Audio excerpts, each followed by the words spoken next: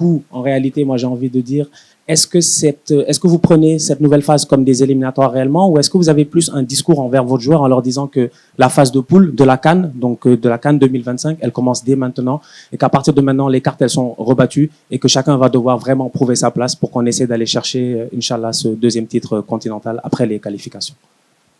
Bonjour Stan, bonjour à tous. Oui, oui, c'est vrai que c'est une nouvelle campagne qui commence pour nous, les éliminatoires de la CAN au Maroc. Effectivement, c'est pratiquement un autre parcours du combattant après ces éliminatoires qu'on a entamés de la Coupe du Monde. Aujourd'hui, c'est le continent africain, donc bien sûr que tout le monde a envie que le Sénégal retourne à cette CAN-là. Donc nous sommes focus. J'ai trouvé des joueurs vraiment motivés. On a pu travailler durant 2-3 jours pour vraiment mettre en place les choses qu'on veut mettre en place, malgré le temps qui est très court. Mais comme je l'ai dit, on est prêt. Aujourd'hui, c'est vrai qu'on est resté un petit peu sur notre faim sur le dernier match ici contre la RDC. Je crois que tout est réuni aujourd'hui pour retrouver cette efficacité offensive et puis cette solidité défensive pour mieux aborder en réalité ces éliminatoires-là qui sont difficiles. Mais je pense que le Sénégal a les moyens sur 6 matchs de pouvoir se qualifier à la prochaine CAN. Au suivant, Fatima. Merci Kara. Bonsoir coach. Bonsoir. Bonsoir. Voilà. Coach, vous aviez dit tout à l'heure que presque tout est fin prêt au niveau de l'équipe. Par rapport à l'état d'esprit du groupe. Comment vit le groupe actuellement et comment comptez-vous aborder le match face au Burkina? Quelle sera la clé du match selon vous? Merci. J'ai trouvé les garçons vraiment très heureux de retrouver la tanière comme d'habitude. L'ambiance est plutôt bonne. C'est une famille, donc il y a cette solidarité. C'est les garçons qui sont ambitieux, qui ont envie de continuer à écrire l'histoire de leur pays. Ils savent que pour ce faire, il faut tout simplement essayer de gagner nos matchs, de faire un bon match en réalité, et puis s'il le faut, empocher les 3 points. C'est un mini-championnat comme je le dis. La clé du match, ça sera la fraîcheur, à mon avis, la fraîcheur parce que c'est un début de saison. On sait que les temps de jeu diffèrent aujourd'hui. Par exemple, dans mon groupe, il y a beaucoup de joueurs qui ont beaucoup joué, d'autres on peut jouer. Je l'ai toujours dit, les matchs les plus difficiles à préparer, c'est les matchs de fin de saison, où c'est la fin de saison pour les garçons, un début de saison où les garçons arrivent, où la préparation en club n'est pas finie. Mais ces 4-5 jours-là nous ont permis vraiment de bien travailler. Merci. Au suivant, Gabriel. Bonjour, merci Kara, bonjour coach, bonjour Moussa. Moi j'ai 2 questions. La première, ça vous concerne. Depuis 2015, vous êtes là, à la tête de l'équipe nationale. Vous avez joué, je pense, 24 matchs de qualification de Coupe d'Afrique, 19 victoires, 5 matchs nuls. Est-ce que vous êtes prêt à nous donner une 20e victoire demain face au Burkina? La deuxième question, c'est par rapport à l'effectif entre 2022 et 2024, les lignes ont bougé. Beaucoup de joueurs ne sont plus là, les Bounassar, Salussi, j'en passe, Cheikh Oupiaté. Même il y a des cadres qui sont dans cette équipe et peut-être qui ne jouent plus les premiers rôles. Alors parlez-nous un peu de cette force de cette équipe nationale. Oui, c'est normal. Quand vous prenez le Burkina, c'est la même chose aussi. J'ai envie de dire de l'autre côté, c'est la vie de tout un effectif. 2 ans au football, c'est long. Je suis désolé aujourd'hui, quand vous regardez l'équipe qui a gagné la CAN aujourd'hui et le groupe qui est là, vous avez bien vu qu'en 2 ans, beaucoup de choses se sont passées. C'est les aléas du football. Le football va vite, comme on le dit. Mais j'ai envie de dire qu'il y a un bon groupe qui est là aussi. Il y a aussi des rescapés de 2022 qui sont là. C'est naturel, voilà. C'est un groupe qui est comme ça, c'est une équipe de football qui est comme ça. Et bien sûr qu'en 2026, bien sûr que vous verrez encore une autre équipe, un autre groupe du Sénégal. Et puis le Sénégal a la chance aujourd'hui d'avoir un gros réservoir de footballeurs constitués de nationaux, de binationaux, des nationaux expatriés. Donc c'est ce qui fait que, à un moment donné, le groupe est en train de changer. Si vous regardez aujourd'hui, 2015 à aujourd'hui, l'histoire a commencé avec Gana Gueye et Sadio Mané. Aujourd'hui, c'est les deux qui restent dans l'espace de 2015 à aujourd'hui. Mais je le dis, c'est le football qui est comme ça. Je crois que l'autre question, je ne me rappelle pas. Votre invincibilité depuis 2015, vous êtes là, c'est 24 matchs de qualification à Cannes. 19 victoires, 5 matchs nuls, 49 buts marqués contre 10 encaissés. T'es bien au courant. Bien, bien. Non, non, mais nous rendons grâce à Dieu parce que c'est un travail. Ma philosophie, la philosophie de notre staff, c'est aborder les matchs les uns après les autres. Il n'y a aucun match qui sera facile, nous le savons. Demain, ça sera un match très compliqué, très difficile face à une très belle équipe qui est le Burkina. Comme vous le voyez, le Burundi a gagné aussi. Donc, ça veut dire qu'on s'attend aussi à un déplacement très, très, très difficile. Mais comme je l'ai dit, c'est dans des périodes comme ça qu'on doit montrer notre motivation, qu'on doit montrer que nous faisons partie, en tout cas, des meilleures équipes africaines. En bataillant, comme je l'ai dit, c'est un mini-championnat. Voilà, donc là, on en est à nos 2 premières journées. Espérons que les 2 journées se passera bien pour le Sénégal. Dans le football, le plus important, c'est la suite. Et 3 jours après, on a montré qu'on était une équipe vraiment très forte en gagnant face à la Mauritanie dans un contexte très, très, très compliqué. Et demain, ce sera pareil. On va tout faire pour ramener les 3 points et bien entamer cette nouvelle phase. Merci. Au suivant, oui, Françoise. Voilà, bonsoir. Ma question s'adresse à Moussa. Le coach disait tout à l'heure que vous étiez heureux de retrouver la tanière. Vous êtes également conscient que le Sénégal devrait participer à la Coupe d'Afrique des Nations, comme nous d'ailleurs. Alors, quel est l'état d'esprit? Qu'est-ce que vous vous dites entre joueurs justement pour aborder ce match contre le Burkina Faso, qui est quand même une assez bonne équipe? Comme vous l'avez dit, c'est un devoir. C'est un devoir. Le Sénégal se doit à chaque fois d'être présent dans les phases finales de Coupe d'Afrique. Et on est très content d'entamer cette nouvelle phase dès demain face au Burkina. Et comme le coach l'a dit tout à l'heure, on est toujours très content de se retrouver. On est tous des frères. Voilà, et se retrouver pour défendre les couleurs du Sénégal, c'est indescriptible. Mais on est vraiment à cœur d'aller au Maroc, faire ce qu'on doit faire. Mais avant tout, c'est étape par étape, ça commence demain. On est déterminé pour prendre les 3 points, faire une bonne performance et rapporter ces victoires au peuple sénégalais. Merci. Oui, suivant. Jean-Joseph de Winsport. Une question pour Moussa et une autre pour le sélectionneur. Bonjour. Moussa, vous êtes en train de prendre vos marques au sein de votre nouveau club. Est-ce que ce rendez-vous avec la tanière peut vous aider à regagner votre forme d'antan avec l'Olympique de Lyon?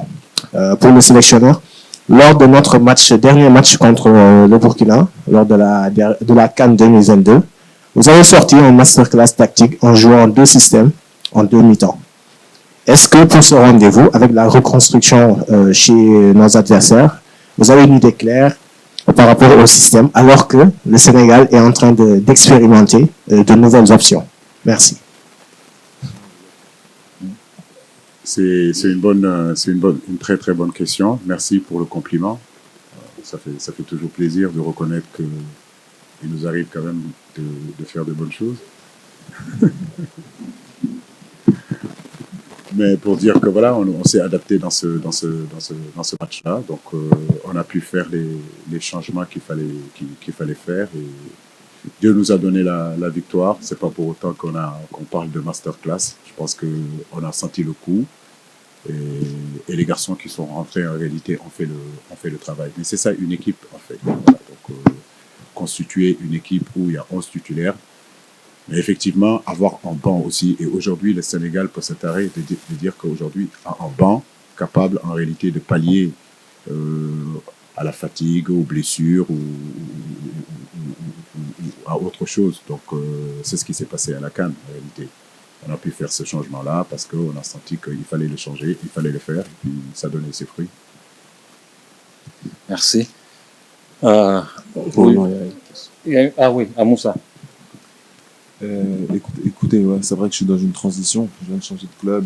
Je suis très content d'avoir rejoint l'Olympique Lyonnais, un nouveau championnat. Et voilà, je suis vraiment impatient de faire une grosse saison. Je vais découvrir aussi l'Europe. Donc c'est un tournant dans ma carrière. Et quand on joue au haut niveau, notre but c'est de jouer dans les plus grands clubs. L'Olympique Lyonnais fait partie de cela. Donc c'est un accomplissement pour moi. Maintenant, j'ai de gros objectifs pour ma saison. Montrer que le joueur que je suis et que vous connaissez tous. Et voilà, je suis en pleine confiance. Ce rassemblement, moi, je suis toujours très content d'être là parce que, comme je vous l'ai dit tout à l'heure, c'est un bonheur déjà juste de rentrer au Sénégal. C'est notre pays, mais de voir aussi tous les frères ensemble. Et voilà, le plein de confiance, il est là. Je suis quelqu'un qui est sûr de moi, sur mes qualités, en toute humilité, bien sûr.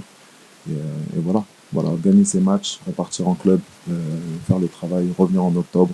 C'est la routine de l'international. Merci. Nous allons prendre les deux dernières questions. Oui, au fond. Celui-là. Allô? Celui-là. Pardon? Ok. Après vous. Allez. Voilà. Bonsoir, c'est Saïkou Seydi. J'ai deux questions pour Moussa Niakhaté. La première, lors de la conférence de presse de publication de la liste, le coach a parlé de l'absence du public, en tout cas lors des derniers matchs du Sénégal. J'ai essayé de suivre un peu la vidéo sur les réseaux sociaux pour voir la réaction des Sénégalais, justement. Ils parlent des derniers résultats à domicile, notamment ce match nul contre la RD Congo. Il y a eu après cette victoire à l'arraché contre la Mauritanie. Également, d'autres problèmes de déplacement, entre autres. Si en début de saison, on a vu même en club, des joueurs ont du mal à retrouver leur rythme. Aujourd'hui, comment est-ce qu'un athlète qui démarre sa saison et qui a envie de convaincre encore son public de revenir sur ces matchs avec tous les problèmes de début de saison, et comment est-ce qu'aujourd'hui vous pouvez communiquer avec ce public pour leur donner entre guillemets des garanties qu'ils peuvent revenir et retrouver l'amour de leur équipe et vibrer à son rythme. La deuxième question, c'est par rapport à votre club. Vous êtes revenu en France. Comment vous trouvez le championnat après quelques années? Et surtout, c'est une autre réalité, c'est un championnat. Il y a parfois des détails. Il y a eu des Sénégalais qui sont passés par là-bas et qui ont eu des problèmes après, avant leur départ. Il y a des réalités qui sont différentes du championnat anglais ou bien d'Allemagne. Et comment vous analysez un peu ce nouvel environnement que vous avez retrouvé? Vous m'entendez? Ouais, les questions étaient longues, hein? Très très longues. Ouais.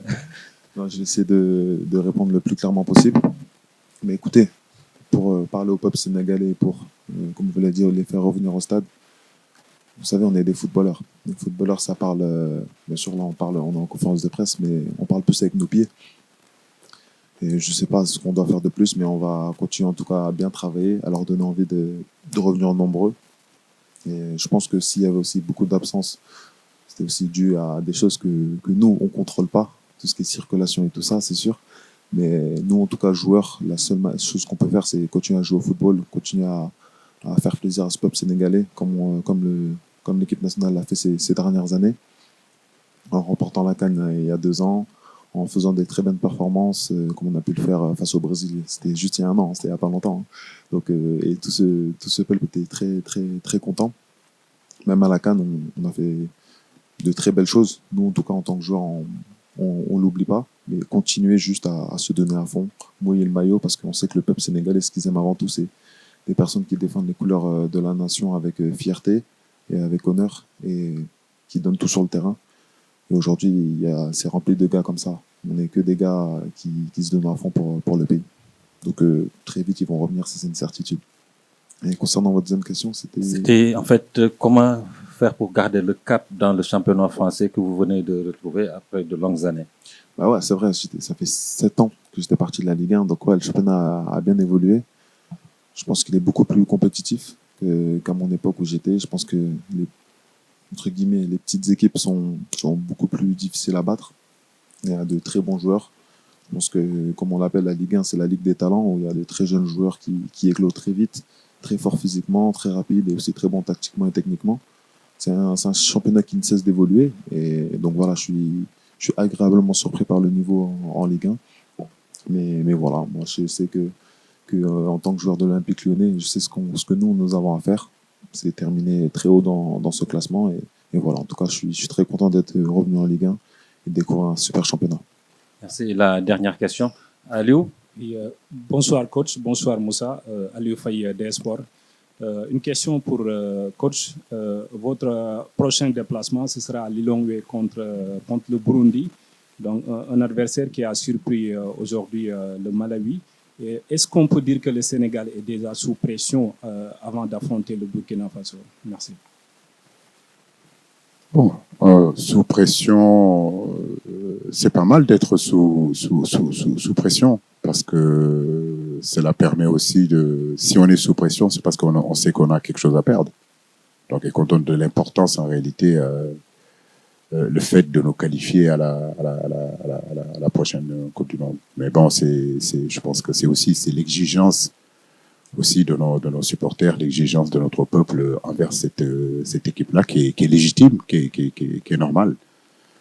Mais le football de haut niveau n'a jamais été un fleuve tranquille. C'est des combats, c'est des batailles gagnées, c'est des batailles perdues.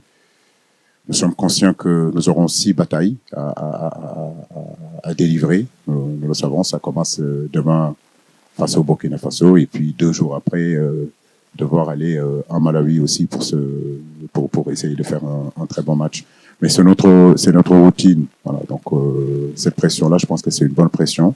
Et je crois que les joueurs arrivent à gérer ces genres de pression-là. On a eu à jouer des matchs très compliqués et je ne crois pas que sur le plan de la pression qu'on a failli. Voilà.